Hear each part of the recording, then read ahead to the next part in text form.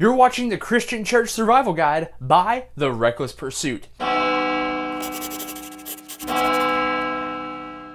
This is part 2 of our series on surviving non-denominational churches. And today we're going to be talking about how to get you from the parking lot to the pew as safe as possible. So by now, you've made it past the parking lot team and are now sitting in your car mustering up the strength to go inside. But before you do, here's some key tips to make sure your trek is as safe and as relatively stress-free as possible. Number 1, it's inevitable that as you begin to go in, you'll be stopped by the second most terrifying person in all the church, and that is the door greeter.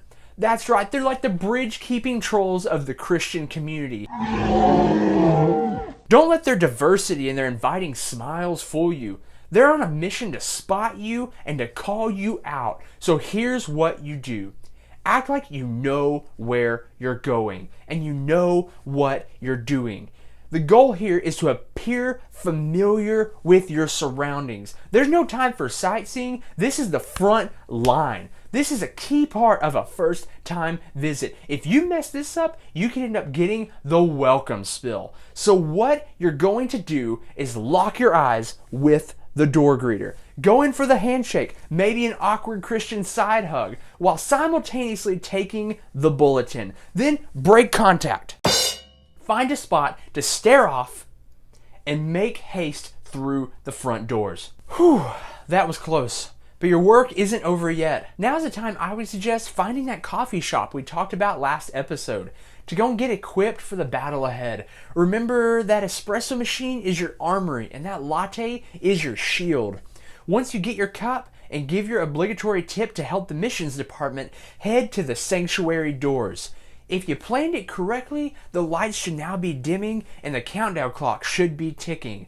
This is the optimal time to head into the sanctuary because it's when the most people will be approaching the doors and you can avoid contact with the second set of door greeters stationed to catch anyone the first set might have missed. Alright, now you're in, but you have to find a seat. Don't worry, we have you covered. That leads to number 2. When picking out a seat, you want to go about a third of the way back from the front stage. Many people wrongly believe this is just too close, but it's not. You see, there's a reason. Non-denoms judge how close your relationship to Jesus is based on how close you sit to the front of the sanctuary. I often try to sit to one of the sides, just off a little bit to feel further away while maintaining that same depth target area. Now also be sure not to sit too close. That draws unnecessary attention and might get you noticed and or labeled as an over-spiritual, and I guarantee you that's not what you want. The very front is reserved for pastors, pastors' wives, and unsuspecting youth kids who just want to text their friends so the pastor can keep an eye on them.